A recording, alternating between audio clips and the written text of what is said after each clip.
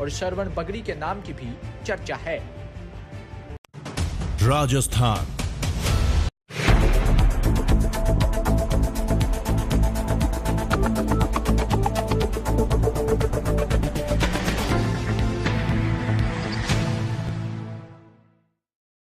मथुरा की श्री कृष्ण जन्मभूमि मामले में शाही ईदगाह मस्जिद कमेटी को सुप्रीम कोर्ट से किसी तरह की राहत नहीं मिली।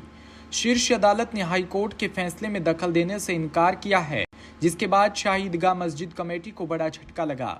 दरअसल ईदगाह कमेटी ने इलाहाबाद हाई कोर्ट के फैसले को सुप्रीम कोर्ट में चुनौती दी थी, जिसमें सुप्रीम कोर्ट ने हस्तक्षेप करने से इनकार कर दिया।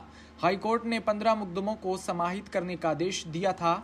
कृष्ण जन्मभूमि मामले में सुप्रीम कोर्ट ने हाई कोर्ट का फैसला बरकरार रखा है, साथ ही मुस्लिम पक्ष की याचिका को खारिज कर दिया।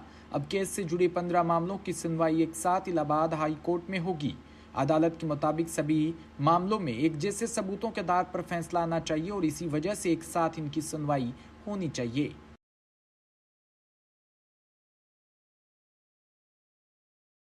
राजधानी जयपुर में कॉमडके यूजीटी और यूनिग्रेज प्रवेश परीक्षा रविवार 12 मई को एक संयुक्त परीक्षा के रूप में आयोजित होने वाली है, जिसमें कर्नाटक के 150 से अधिक इंजीनियरिंग कॉलेज और भारत भर के 50 से अधिक प्रतिष्ठित निजी और डीम्ड विश्वविद्यालयों में प्रवेश के लिए आवेदन किया जा सकता है। यह एकीकृत परीक्षा Karnataka unaided private engineering college association और यूनिगैज सदस्य विश्वविद्यालय से जुड़े कॉलेजों के लिए विशेष रूप से तैयार की गई है, जो बी.टेक कार्यक्रम प्रदान करते हैं। ऑनलाइन परीक्षा भारत के 200 से ज़्यादा शहरों में व 400 से ज़्यादा परीक्षा केंद्रों पर आयोजित की जाएगी। इस वर्ष इससे उम्मीद है कि 1 लाख से अधिक छात्र परीक्षा में शामिल होंगे। पूरे भारत से उम्मीदवार परीक्षा के लिए आवेदन कर सकते हैं। कॉमडके के एग्जीक्यूटिव सेक्रेटरी डॉक्टर कुमार ने कहा कि कॉमडके में हम इस विश्वास को मजबूत बनाते हैं कि एक छात्र की योग्यता और रुचि उसकी शैक्षिक यात्रा के लिए एकमात्र मार्गदर्शक कारक होनी चाहिए।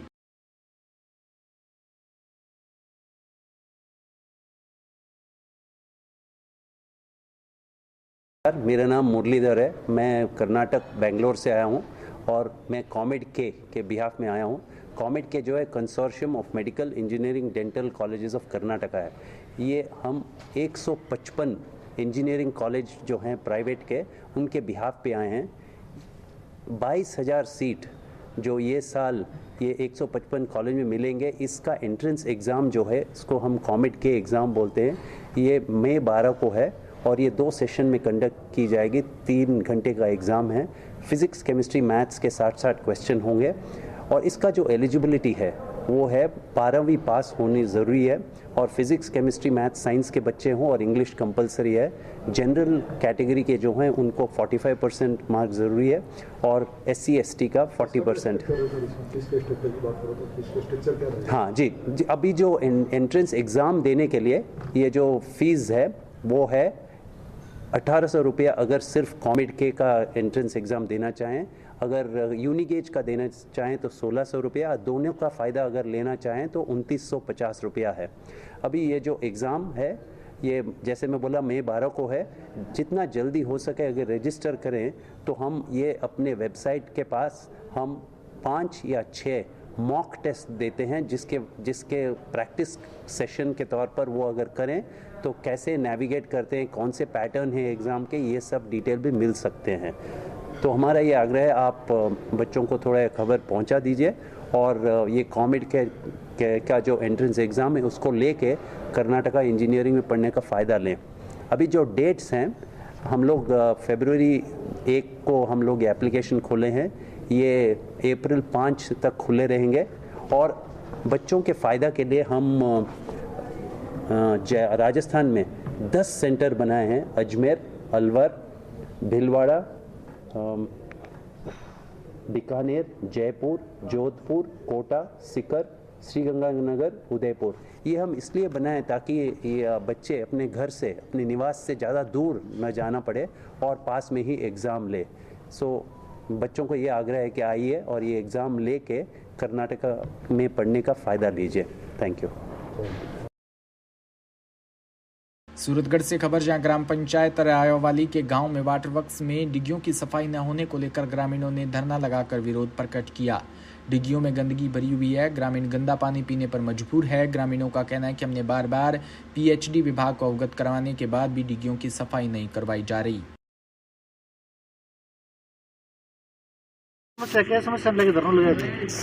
समस्या गांव में डिग्गिया में वाटर बॉक्स में गंदो पानी सप्लाई करे। पीएचडी वाला बार बार कहने पर आवे को नहीं। और सरपंच भी बांगो समर्थन करे के साफ पानी पावे। मौके पर देख लियो गांव की हालत खराब है। वो भी पहुंचे को नहीं पानी। सारो गांव तिस में रहे। टैंकर में पानी गिरान लाग रहा है। पूरी सर्दी में ये 4-5 साल हो गया सफाई होने लाग रही। विधानसभा चुनाव पहले मैं इकट्ठा हुआ है।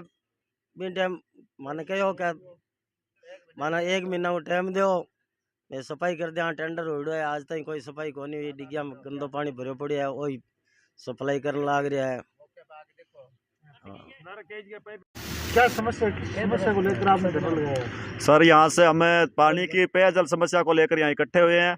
इस समस्या से हमें काफ़ी सालों से जूझ रहे हैं और इस समस्या के बारे में हमने सारे डिपार्टमेंट को अवगत भी करवा दिया, सरपंच साहब को भी अवगत करवा दिया, लेकिन बार बार कहने पर भी कोई इसकी सुनवाई नहीं कर रहा है। डिग्गियों की सफाई वाटर बग्स का ये फिल्टर बनने के बाद एक बार भी अभी हुई नहीं है। पिछले 3 से 4 महीने पहले हमने इसी प्रकार आंदोलन करके उनको अवगत करवाया तो उन्होंने 1 महीने का टाइम मांगा कि हम 1 महीने में आपकी सफाई करवा देंगे, लेकिन अभी तक उस पर कोई अमल नहीं किया गया है। इसी प्रकार से सारे ग्रामीण बार बार इकट्ठे हो रहे हैं, लेकिन प्रशासन कभी भी इसकी सुनवाई करने को तैयार ही नहीं है। जोधपुर के बाड़मेर जिले के शिव से विधायक रविंदर सिंह भाटी आज सवेरे जोधपुर पहुंचे। जिस तरह से लोकसभा चुनावों पर बाड़मेर जैसलमेर लोकसभा सीट से भाटी के निर्दलीय चुनाव लड़ने की चर्चा जोरों पर है, उसी को विराम देते हुए कहीं न कहीं भाटी ने संकेत दिया कि आगे भाजपा में शामिल हो सकते हैं। मीडिया के सवालों के जवाब में भाटी ने बताया कि आने वाले समय में बहुत कुछ अच्छा होगा और जनता जनार्दन का जो आदेश होगा उससे मानते हुए निर्णय लिए जाएंगे। इस बीच सोमवार को मुख्यमंत्री भजनलाल शर्मा की मुलाकात के सवाल पर भाटी ने बताया कि मुख्यमंत्री शर्मा विकास के मुद्दे पर गंभीर है। आगे क्या मानस है?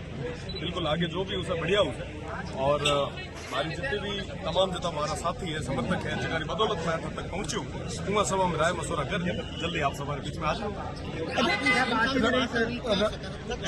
बिल्कुल सीएम साहब काफी नरम और विकास वाले काफी गंभीर भी है। राजस्थान विकास वाले विशेषकर अगर मैं बात करा ऐसे और सीमांत क्षेत्र ही तो उन्होंने काफी चिंता भी है। बिना पूरा भरोसा आने वाला टाइम बढ़िया उसे और जो भी निर्णय लिया जनता ने पूछे और जनता ने लारी निर्णय। अच्छा, दोनों ही पार्टियां जो है असमंजस की स्थिति में है और आप जिस तरीके से लगातार कह रहे हैं कि जनता से पूछ के निर्णय लेंगे, अब समय आ चुका निर्णय लेने का, कब तक निर्णय हो जाएगा? जल्दी ले और बिल्कुल संगम पहले आप नहीं पता जोधपुर को लेकर कुछ जनता बहुत ही बढ़िया जनता साथ और सहयोग और है और उम्र पूर्व आशीर्वाद अधिकारी बदौलत में आज आते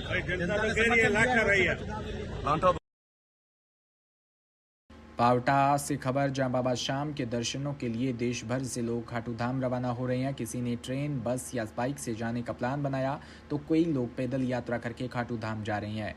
इस बीच बांसूर निवासी तनिष सैनी पुत्र नथुराम सैनी ने स्केटिंग करते हुए खाटू धाम जाने का फैसला किया। तनिष की उम्र महज 14 साल है। वो स्केटिंग करते हुए खाटू धाम के लिए रवाना हो चुका है। तनिष सैनी स्केटिंग करते हुए जा रहा है जबकि उसके परिवेजन में मित्र बाइक से उसके पीछे पीछे चल रही हैं। पावटा पहुंचने पर राधे नवयुवक मंडल पावटा श्याम भक्तों व संकल्प हरियाली गौ सेवा समिति द्वारा उसका स्वागत किया। छोटी सी उम्र में बच्चे में बाबा श्याम के प्रति भक्ति भावना देखकर लोग उसकी तरफ तारीफ कर रहे हैं। तनिष ने बताया कि वो दिन भर स्केटिंग करता है, जब थक जाता है तो आराम कर लेता है और रात के समय विश्राम करता है। इस अवसर पर राधे नवयुवक मंडल पावटा श्याम भक्तों व संकल्प हरियाली गौ सेवा समिति कैलाश यादव, बाबूलाल सहित अनेक श्याम भक्त मौजूद रहे। जोधपुर में राजस्थान के मुख्यमंत्री भजनलाल शर्मा व भारतीय जनता पार्टी के प्रदेश अध्यक्ष सीपी जोशी 1 दिवसीय जोधपुर दौरे पर रहे। भजनलाल शर्मा व सीपी जोशी ने मेडिकल कॉलेज के सभा भवन में भारतीय जनता पार्टी के संभाग स्तरीय कार्यकर्ताओं के क्लस्टर मीटिंग को संबोधित किया। इस दौरान जोधपुर के 2 बड़े कांग्रेसी नेताओं ने भी भारतीय जनता पार्टी ज्वाइन की, जो चर्चा का विषय बना है। मुख्यमंत्री व सीपी जोशी की मौजूदगी में डारा व खांगटा ने भाजपा ज्वाइन की। जोधपुर मुख्यमंत्री भजनलाल शर्मा व सीपी जोशी की मौजूदगी में मारवाड़ राजपूत सभा के अध्यक्ष हनुमान सिंह खांगटा व फलोदी से विधानसभा चुनाव के दौरान कांग्रेस से टिकट मांग रहे पप्पू राम डारा ने आज बीजेपी का दामन थामा है।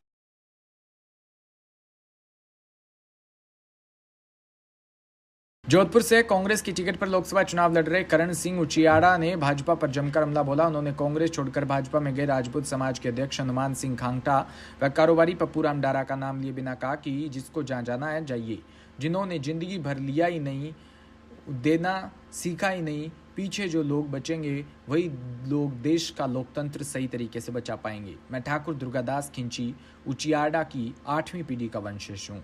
सीबीआई, इनकम टैक्स, सीआईडी से नहीं डरूंगा। गरीब स्वर्णों के लिए ईडब्ल्यूएस आरक्षण की मांग सबसे पहले उन्होंने उठाई थी, जिसके बाद उन्हें प्रताड़ित कर इनकम टैक्स की रेड खाई। हम डरेंगे नहीं, झुकेंगे नहीं।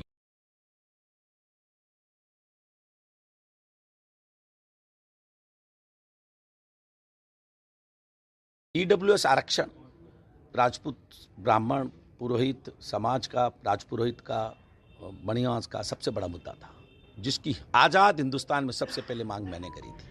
पहली मीटिंग हमने कराई थी, रेड हमने खाई, इनकम टैक्स की रेड हमने खाई, जूत हमने खाए। गजेंद्र सिंह जी शेखावत साहब की टीम ने मेरे देवी सिंह जी भाटी के, लोकेंद्र सिंह जी कालवी के जूत मारे। उसके बावजूद हम अड़े रहे और 10% आरक्षण लाए। चौपासनी स्कूल में मैं जब गया 35 लाख का कर्जा था, जब छोड़ के आया जी अध्यक्ष तो 22 करोड़ का टर्नओवर छोड़ के आया। भूंगरा कांड हो गया, मैं कुछ नहीं था, मैं गया सबसे पहल करी, 24.5 लाख कैश दिए, तो उसका नतीजा था कुछ गरीबों को पैसे मिल गए। तो मैं समाज के लिए हर समय, मैं कोई जातिवादी राजनीति नहीं करता, पर चूंकि आपने समाज का पूछ लिया इसका जवाब दे रहा हूं। मैं तो 25 साल से बिना कुछ किए हुए समाज की सेवा कर रहा हूं। उनका भी आप रिपोर्ट कार्ड ले लेना, भाई आपने क्या किया है। झालावाड़ से कबरजा लोकसभा चुनावों को मद्देनजर आमजन को मतदान के लिए जागरूक करने के उद्देश्य से मंगलवार को वॉकथॉन रैली का आयोजन विजय राजे सिंधिया राजकीय खेल संकुल में किया गया। जिला निर्वाचन अधिकारी अजय सिंह राठौड़ की पहल पर रैली को उपस्थित वृद्धजनों के हाथों से हरी झंडी दिखाकर रवाना किया। रैली के दौरान उपस्थित आमजन को संबोधित करते हुए निर्वाचन अधिकारी ने कहा कि आगामी लोकसभा चुनावों से अधिक संख्या में मतदान करें और लोकतंत्र को मजबूत बनाएं।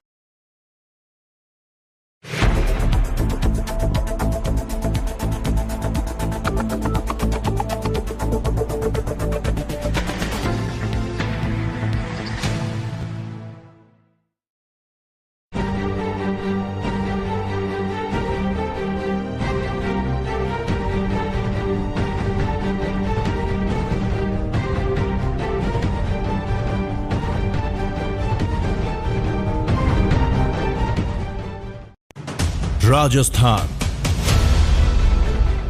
समृद्ध विरासत है इसकी शान, रंग बिरंगी पहचान,